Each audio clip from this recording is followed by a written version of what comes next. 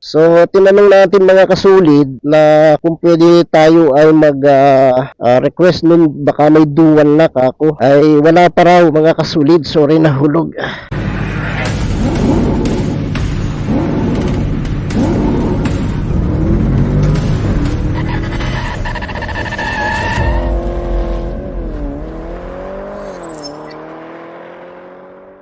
Bago pa tayo. So, medyo practice lang at darating din tayo dyan. Ano ba ito? Wala naman talagang taong eksperto pag tayo ay bago. So,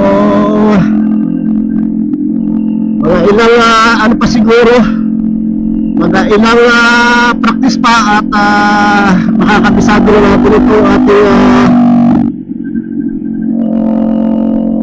paggamit ng expressway mga kasulid.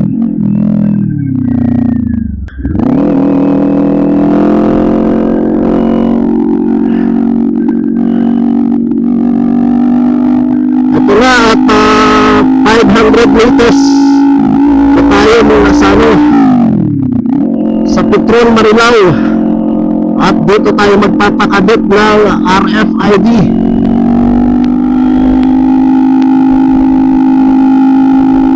Medyo gilid-gilid lang muna tayo mga kasulid at tayo ay bago pa lang so nandito na tayo sa Marilao, Petron at dito nga tayo magpapakabit ng RFID mga kasulid. Doon tayo sa dulo.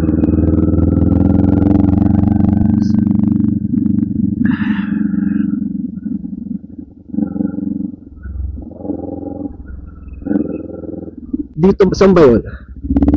Doon sa dulo. Doon sa dulo pa.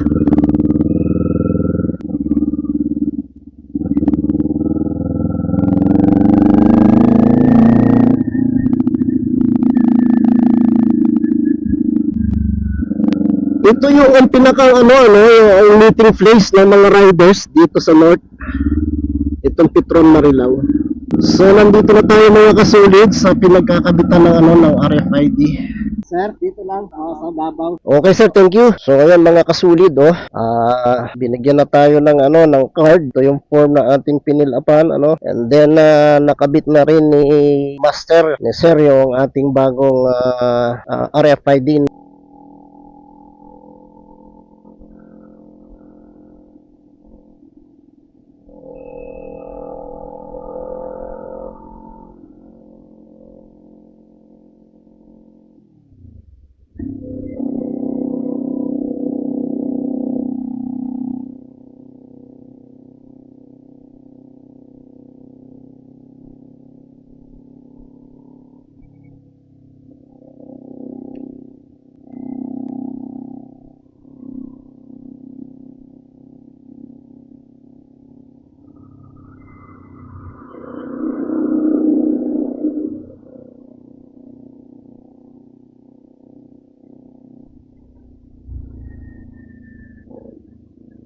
Dito na tayo mag-exit.